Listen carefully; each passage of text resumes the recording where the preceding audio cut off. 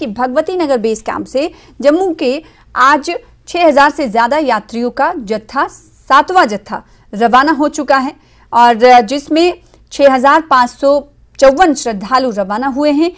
ये श्रद्धालु बालतल और पहलगाम के नुनवन बेस कैंप से पवित्र गुफा के दर्शन के लिए रवाना होंगे और अब तक का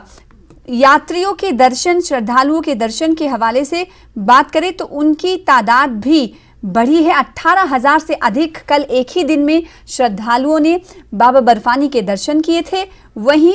67,000 से ज्यादा का आंकड़ा श्रद्धालुओं का बाबा बर्फानी के दर्शन पाने को लेकर पार कर चुका है। राजन जुड़ चुके हैं हमारे साथ जम्मू से, कैसी तस्वीरें वो देख पा रहे हैं, 7वें दिन भी किस तरीके से जत्था रवाना हुआ और इंतजामात की बात करें तो क्या वही इंतजामात हैं जो शुरुआत में तमाम श्रद्धालुओं ने जाहिर किए थे, वहीं 8वें दिन की यात्रा को लेकर क्या श्रद्धालु वहां पर पहुंचने लगे हैं? राजन बताइएगा।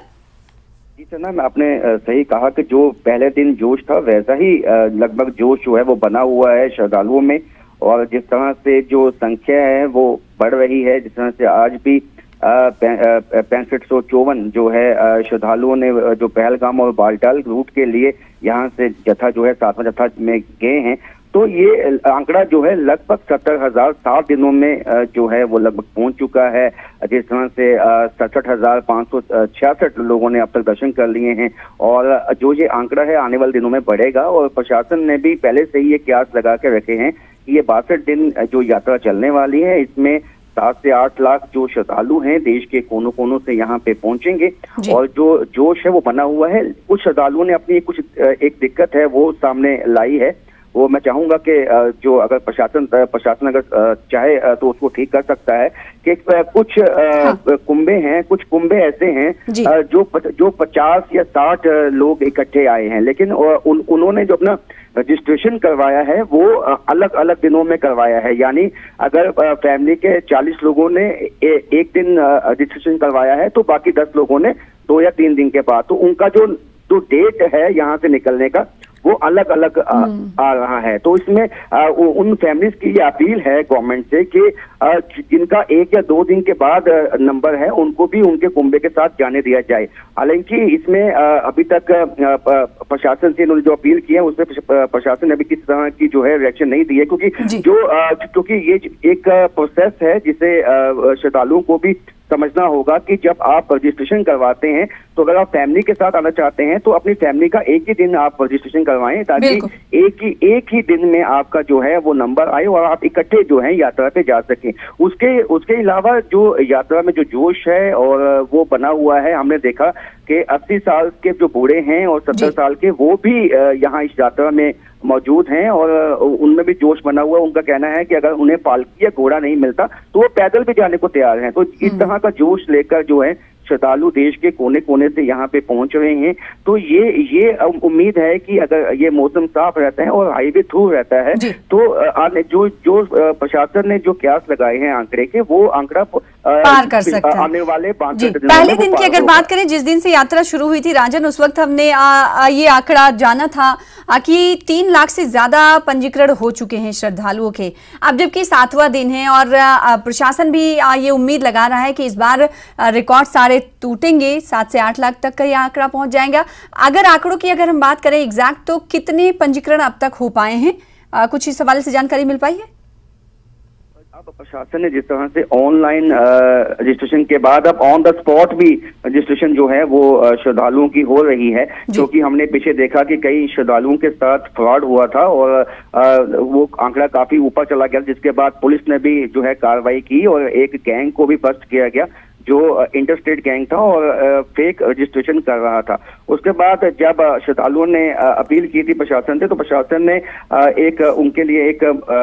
सुविधा ये दी थी कि वो यहाँ जम्मू में भी कई मकामात पे जो है वो ऑनलाइन रजिस्ट्रेशन करवा पा रहे थे। तो ये आंकड़ा जो है लगातार बढ़ रहा है और इसमें अब ये उम्मीद लगाई जा रही है कि जो लगभग 4 लाख से ऊपर का ये आंकड़ा चला गया है जिन्होंने रजिस्ट्रेशन करवाई है, और लेकिन अब जिस तरह से ये ऑनलाइन रजिस्ट्रेशन हो रहा है जम्मू से और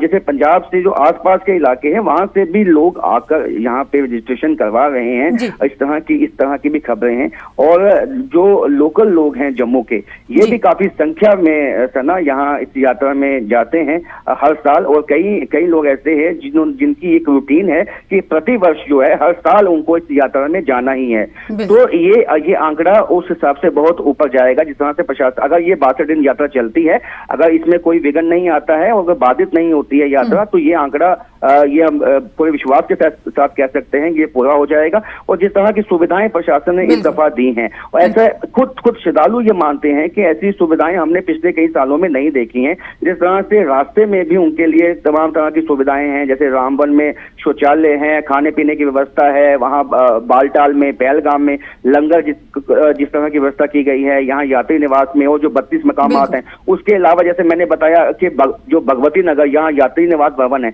वहाँ कई बड़े छोटे मंदिर हैं, उन मंदिरों तक के जो दरवाजे हैं वो खोल दिए गए हैं श्रद्धालुओं के लिए। जम्मू की अगर बात करें, आपके जरिए ही हमें रिपोर्ट दी गई और ये दर्शकों तक हमने पहुंचाया कि 33 ऐसे स्थान हैं, मकामात है जिन्हें चुना गया है और जहां पर श्रद्धालुओं के रहने की व्यवस्थाएं की गई हैं। राजन, एक सवाल आपसे ये करना चाहेंगे, क्योंकि मौसम की अपडेट लेना बहुत जरूरी हो जाता है, यात्रा सकुशल आगे बढ़ पाए, मौसम का बहुत बड़ा रोल रहता है। मौसम आज कैसा है और आने वाले दिनों को लेकर क्या कुछ महकमे की तरफ से, मौसम विभाग की तरफ से पेशन गोई की गई है? मौसम आज जम्मू में साफ है और जिस तरह से पिछले 2 दिन हमने देखा कि बारिश हुई, जम्मू में बादल छाए हुए थे, लेकिन आज धूप खिलने के इम्कान है क्योंकि आज सुबह से ही धूप खिली हुई है। तो ऐसे में अब ये साफ हो चुका है कि हाँ, पहाड़ी इलाकों में कुछ दिक्कतें आ सकती हैं, क्योंकि जिस तरह के इम्कान है कि यहाँ पहाड़ी इलाकों में जो बारिश हो सकती है और कई